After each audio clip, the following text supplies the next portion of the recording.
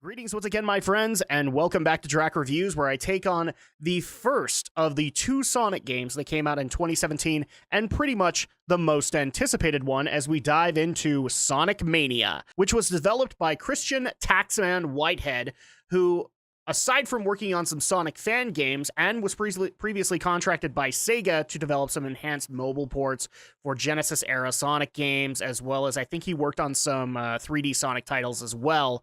He was then brought in to do Sonic Mania, which is supposed to be one of the two games, but more of a retrofitted game to be able to celebrate the 25th anniversary of Sonic the Hedgehog. Even though we're a couple of months off, I probably better put that in, otherwise the Shadow Blazer's going to come out of nowhere and criticize me on it.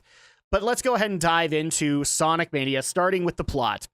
Now, I can't make this up on my own, so I'm going to go ahead and read this entry from Wikipedia just to give you guys the feel of how this game works out story-wise.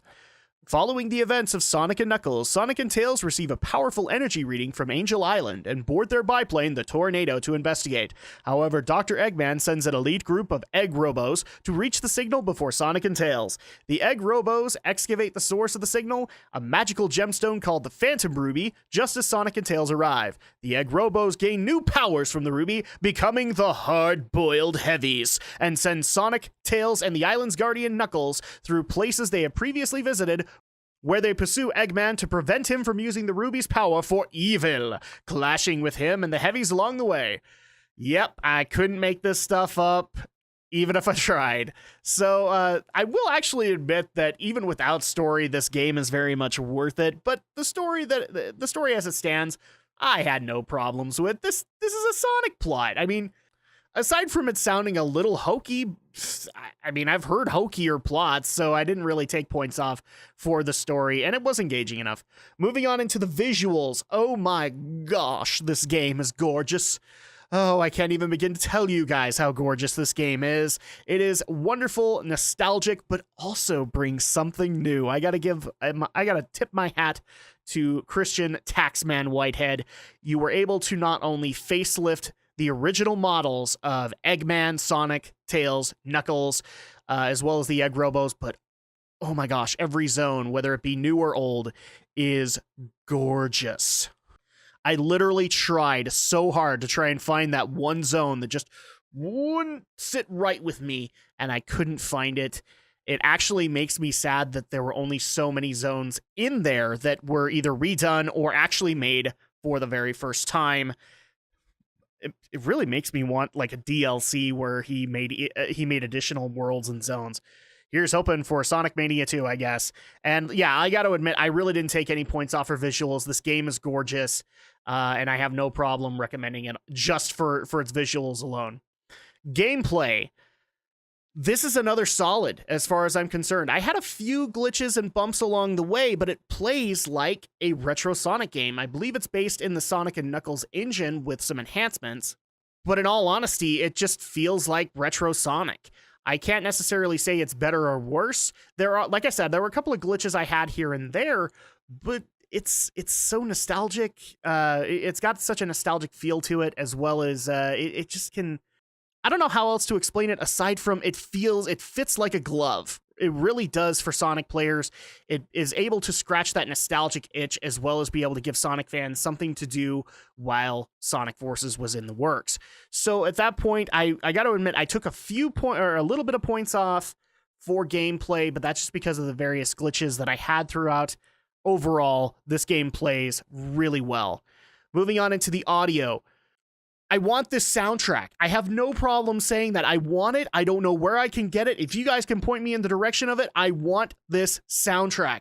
It is gorgeous. This is such a nostalgic wonder. And I thought that there was going to be like this one remix of Chemical Plant I was not going to like.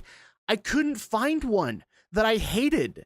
Every one of them has such a unique and new feel to it that I didn't necessarily care whether or not it was adhering to the original music or if it was trying to go off on its own. And in some cases where they shift from Act 1 to Act 2, they do that. And I think that's actually a really great idea for them to take on. You can't really judge this one based off of voiceover. There really isn't any.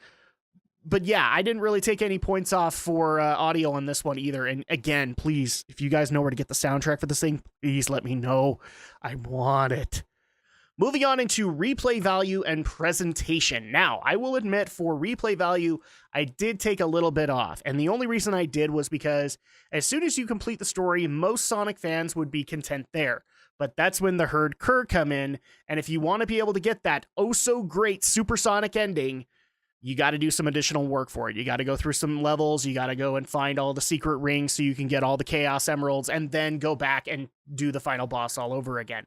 So there is replay value for it, including a separate Knuckles story that you can take on. For an average Sonic fan, it's probably not going to be worth it. They'll probably just go and look it up on YouTube. But for the hardcore of the hardcore, you guys will not be disappointed in what you get for that. But I did take off a little bit of points because it's kind of difficult to say it caters to everybody.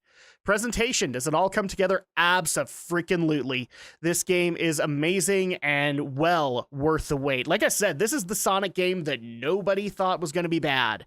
This was not the one we all were cringing at. This is not the one where we were sitting there going, oh, we really hope this is going to be good, because we all knew it would be, which is why I have no problem giving Sonic Mania a 9 out of 10. It's a very solid entry for nostalgic Sonic fans as well as new Sonic fans alike.